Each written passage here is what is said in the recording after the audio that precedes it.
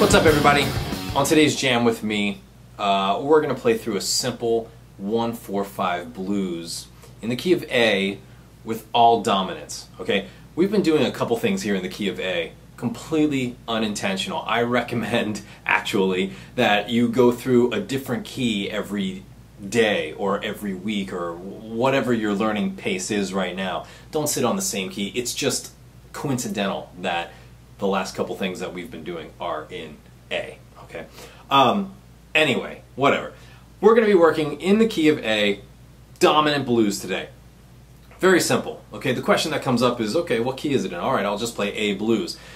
Very briefly, the lesson that we need to learn this week is that it's not about the key, it's about the chords, and this will translate into any other genre and any other progression. If you want to take your playing up to a much more experienced and pro-level sounding player, then just worry about the chords and not just about the key.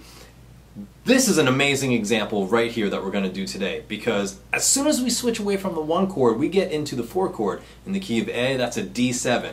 But guess what? There's a note in the chord of D7 that is not in our A blues scale. So how are you going to tackle that? Are you just going to completely ignore that? It's the same thing with the 5 chord. Same exact thing. Are you just going to ignore one of the key chord tones and just play A blues over the whole thing? Or are you going to take A blues and add to it, adapt to what the chords are giving you? I would hope that you're going to adapt. So let's talk about what those adaptations have to be. D7, D, F sharp, A, and C. Out of those 4 notes, only 1 is not in the A blues.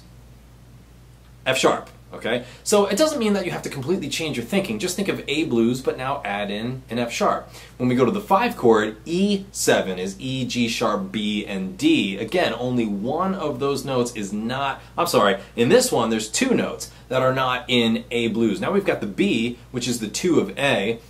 We've also got the G sharp. There's no G sharp in the key of A blues. It's supposed to be a G, but again, just adapt to it, okay? There's a lot of things you can do over the 5 chord in a dominant blues. We're just going to stick with just saying, hey, let's play A blues, but throw in the G sharp instead of, you know, the regular G. So how do you do these adaptations? You know, it's good to have a nice little kind of premeditated vocabulary to go through it. For example, one of my favorite licks is over the A to the 4 chord. I'll simply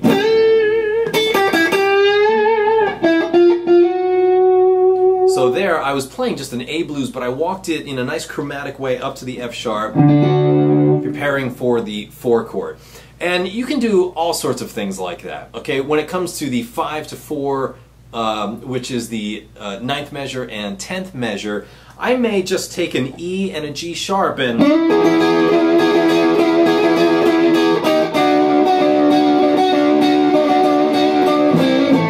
something like that. Create a nice rhythmic motif with some good attitude behind it. That's all you need. It's not rocket science. It's not about changing scale, scale, scale. It's about what's our key center, what are our chord tones. Let's meet that somewhere halfway in between. Maybe create a nice little motif like that, and that's it. That's all I'm thinking of when I'm improvising over this kind of blues situation. Follow the chord changes with your key center intact. Okay, so let's listen to the track. Very simple, nice moderate tempo, A blues, D7. Back to the 1 chord, A7. It's a quick change, which means you go to the 4 chord in the 2nd measure, 4th measure, back to A. Now we're at D7, 5th measure and 6th measure. Back to the A7 for 7 and 8. 9th measure is your 5 chord, E7. 10th measure is your D7. 11th is back to A. There's the 12th measure, turn around E7. And that's it, okay? So we know what our progression is, and as I've said in almost, I think, every jam with me, play your progression first. Know what the chords are, know the chord tones, know the change, know the feel, know the groove. It's going to help the soloing much more. You're going to know what's happening, okay? Now, when it comes to the improvising, very simple, but think about the standard blues practices: call and response, repetition, the storytelling. Start here, establish a theme, let's move up a little bit, and bring it back. All right, not that difficult. Let's start it out here. I'll start, then you take it.